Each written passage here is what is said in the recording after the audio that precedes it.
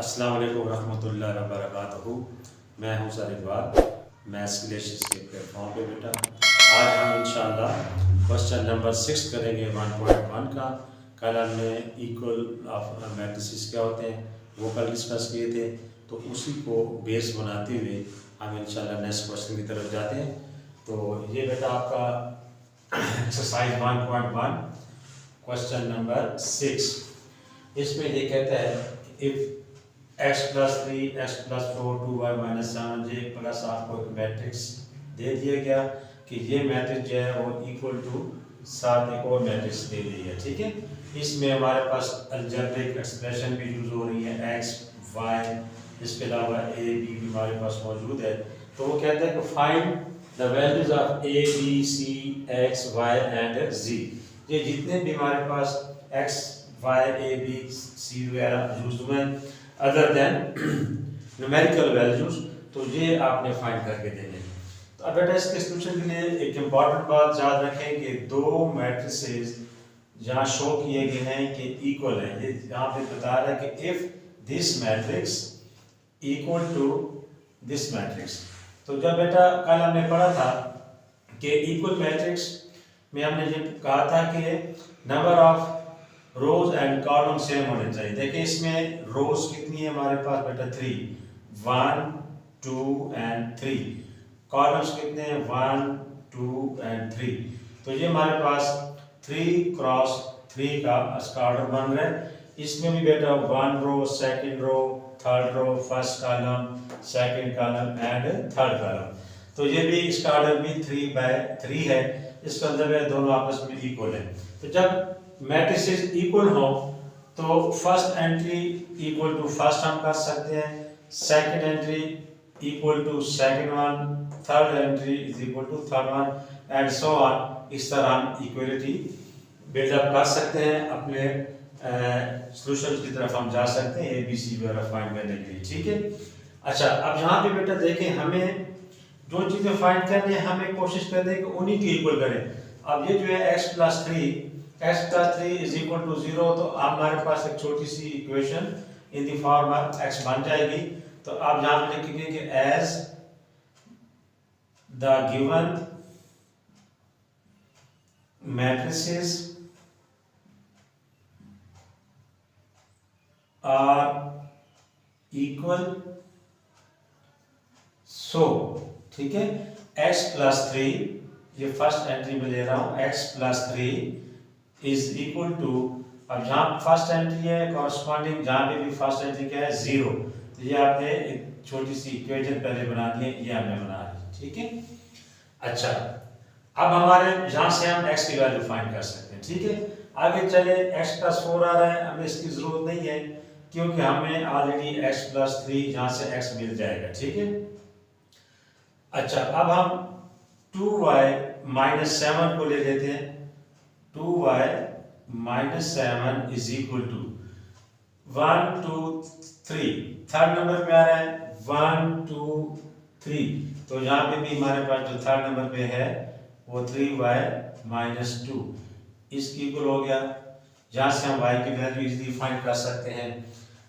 अब ये minus 6 is equal to minus 6 का फायदा नहीं है, कांस्टेंट है, इसमें वैल्यू फाइंड ही नहीं हो सकती। ठीक है, अब a भी हमने फाइंड करना है, a minus 1 is equal to minus 3, तो यहाँ पे हम a minus 1 is equal to minus 3, ये आपके पास इक्वेशन नंबर 3 आ गई।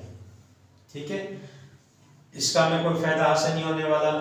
अब हम हाँ इससे ये हो सकता है कि अगर हम c की बात करें तो 2c plus 2 is equal to 0 या 0 is equal to 2c plus 2, तो यहाँ से c के लिए हम इसको यूज कर सकते हैं। तो इसको पहले लिखें या इसको लिखें फर्क नहीं पड़ता, मैं इसको लिख रहा हूँ 2c plus 2 is equal to, अब देखो बेटा ये सेकेंड रो के लास्ट पे, सेकेंड रो के लास्ट पे, तो 2c plus 2 is equal to 0, तो ये मैंने इज इक्वल टू 0 कर दिया, ये हमारे पास 4 बन गई इक्वेशन। अब हमारे पास एक और रह गई है b, तो b minus 3 is equal to 2b plus 4, b -3 is equal to 2b plus 4। तो अब ये आपके पास 5 इक्वेशंस आ गए, ठीक है। अब हम इस इक्वेशन से अपने जो क्वेश्चन जो पूछा गया है बी सी एक्स वाई जी, तो इसको हम फाइंड करते हैं। अब देखिए बेटा, यहाँ पे मैं हर एक इक्वेशन को बारी बारी सॉल्व करूंगा। अब फ्रॉम 1 मैं यहाँ पे लिखता हूँ कि फ्रॉम इक्वेशन 1 क्या है जी हमारे पास x plus 3 is equal to 0। तो अब यहाँ पे हमने प्लस 3 को जो है उस साइड पे लेके जाए। इसका प्रॉपर मेथड क्या है, प्लस 3 है तो -3 से इसमें कैंसिल होना है, तो x प्लस 3 यहाँ पे भी आप -3 दोनों साइड पे -3 करेंगे ताकि ये आपस में कैंसिल हो जाए और x is equal to 0 -3 mean -3। तो ये बेटा आपका x निकल आया, x की वैल्यू -3। तो यहाँ पे मैं आंसर आपके मेंशन कर रहा हूँ, तो x की वैल्यू आ गई -3। तो ये एक आंसर हमारा हमें मिल चुका है। अच्छा, अब नेक्स्ट सेकंड क्वेश्चन को यूज करते हुए हम y की वैल्यू निकालेंगे। तो यहाँ पे यूजिंग इक्वेशन 2, तो 2y minus 7 is equal to 3y minus 2, ठीक है। अब इसमें क्या करना है हमने कि y की टर्म्स को एक साइड पे और डिजिट्स जो है न्यूमेरिकल वैल्यूज हमने राइट साइड पे, ठीक है। अब देखें यहाँ पे हमारे पास है 3y को कैंसिल करना हो तो प्लस है, तो -3y बोथ साइड हम ऐड कर सकते हैं।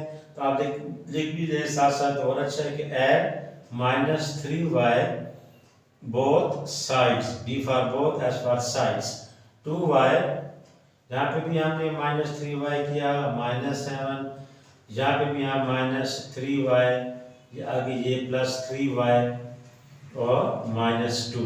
तो ये बेटा यहाँ से ऐसे कैंसिल हो जाएंगे। ये प्लस माइनस माइनस बेसिक चीजें हैं, 3 में से 2 गए, 1 यानी एक y आएगा, लेकिन साइन बड़े डिजिट्स का माइनस। तो यहाँ पे हमारे पास -7 इज इक्वल टू, ये कैंसिल हो चुके हैं, -2। अब -7 को हमने रिमूव कर रहे हैं तो +7 जहाँ भी ऐड करेंगे, +7 जहाँ भी ऐड करेंगे, ठीक है। -y -7 +7 -2 +7, ठीक है। अब ये opposite side same quantities cancel, तो -y इज इक्वल टू +-7 में से 2 गए 5, ठीक है, और साइन हमारा प्लस का आ गया। अच्छा, अब ये जो माइनस साइन है, ये बोथ साइड पे अगर हम मजीद माइनस इसको मल्टीप्लाई करें तो माइनस से प्लस हो जाएगा, और जहाँ पे माइनस आ जाएगा, जहाँ आप इसको डायरेक्ट भी ले सकते हैं, y इज इक्वल टू -5, ये माइनस उधर रिमूव हो सकता है, ठीक है। तो इस तरह ये हमारे पास कौन सी वैल्यू आ गई, y की वैल्यू आ गई, ठीक है। अब यहाँ पे मैं देख रहा हूँ y इज इक्वल टू -5, तो ये बेटा आपका सेकंड आंसर भी क्लियर हो गया, ओके। अब हम थर्ड क्वेश्चन को यूज करेंगे, तो उससे हम a की वैल्यू फाइंड करेंगे, ठीक है। तो यूजिंग इक्वेशन 3, तो 3 में हमारे पास a -1 इज इक्वल टू -3। अब -1 को रिमूव करना है तो एडिंग, माइनस है तो ऐड करेंगे, यानी a -1 जहाँ पे भी +1 ऐड किया और यहाँ पे भी आपने +1 कर दिया, कैंसिल हो गए। a इज इक्वल टू +-3 में से 1 गया 2, और साइन जो है वो बढ़ेगा, तो a इज इक्वल टू -2। तो एक और वैल्यू हमारे पास आ गई, तो यहाँ पे हम a की वैल्यू -2। तो ये बेटा हमारे 3 आंसर आ चुके हैं, ठीक है। नेक्स्ट क्वेश्चन नंबर 4 की तरफ जाते हैं हम, तो यहाँ पे हम लिखेंगे यूजिंग इक्वेशन नंबर 4। ये अब इक्वेशन नंबर 4 जो है वो हमारे पास बेटा आ रही है 2c + 2 = 0। 2c plus 2 is equal to 0। ये क्वेश्चन नंबर 4। ठीक है, प्लस 2 को रिमूव करना है, प्लस है तो क्या करेंगे, -2 दोनों साइड पे ऐड करेंगे, 2c प्लस 2 -2 हमने यहाँ भी किया और 0 -2 राइट साइड पे भी। ठीक है, ये आपस में कैंसिल हो गए, 2c इज इक्वल टू 0 -2 -2। ठीक है, अब 2 मल्टीप्लाई हो रहा है तो मल्टीप्लिकेशन को बेटा रिमूव करना हो तो वो डिवीजन से रिमूव होता है, तो डिवाइडिंग बोथ साइड बाय 2, तो ये 2c इसको भी आप डिवाइड करें 2 पे और -2 को भी 2 पे डिवाइड कर दें, 2 2 से कैंसिल, 2 1 टाइम, तो c इज इक्वल टू -1। तो ये आपका c भी आ गया, तो यहाँ पे हम c की वैल्यू डाल देते हैं, c इज इक्वल टू -1। ठीक है बेटा, इसी तरह अब हम b और हमारे पास z रह गए, तो b के लिए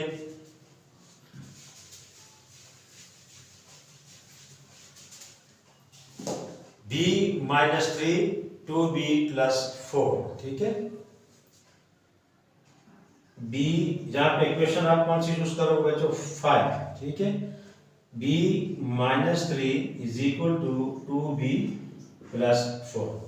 तो ये भी उसी तरह कि आपने b, ये जो 2b है इसको आपने लेफ्ट साइड पे लाना है और कांस्टेंट नंबर्स को राइट साइड पे। ठीक है, तो ये कैसे लाएंगे, ये +2b है तो जाहिर बात है जहाँ -2b करेंगे इधर भी -2b, ताकि यहाँ पे कैंसिल हो जाए, तो मैं यहाँ पे भी -2b कर रहा हूँ, -3, ये हमारे पास 2b, चलिए +4 यहाँ पे लिख देता हूँ -2b, ये +2b -2b ये कैंसिल हो जाएंगे, तो अब ये हमारा b वाला फैक्टर हमारे यहाँ पे लेफ्ट हैंड साइड पे आ गए, प्लस माइनस 2b में से ये 1b। ठीक है, माइनस करेंगे तो हमारे पास आंसर b आएगा और साइन बड़े नंबर का माइनस, फिर -3 और इस साइड पे हमारे पास +4 आ गया। ठीक है, अब -3 है, इसको रिमूव करना है तो +3 यहाँ भी करेंगे, +3 राइट साइड पे भी, तो -b